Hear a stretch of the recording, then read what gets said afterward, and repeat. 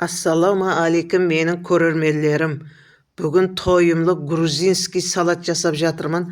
Алдын ала мына көшімді, етімді ірі соломка қылып турап жақсылап қуырып алдым. Енді мінекей свежий грибамның сыртқы қабығын қыршып мариновать етіп жатырмын. Қызыл паприка, қара бұрыш, тұз салдым. Қызып тұрған пешке 220 градусқа 5 минутқа запекать етіп алдым. Енді мінекей қызыл жуамның үстіне виноградный уксусты құйып мариновать етіп қойыппын. Мінекей тайын тұрған продуктымның бәріне қызыл фасольдам алдын ала жақсылап қайнатып алдым. Мінекей греческий орех, петрушка, цветной перец араластырып оливковый майға заправка жасап жатырмын. Мінекей күшті болып шықты. Витаминге бай салат, һәм тойымлы. Украшение үшін үстіне тағы мінекей греческий орех септім.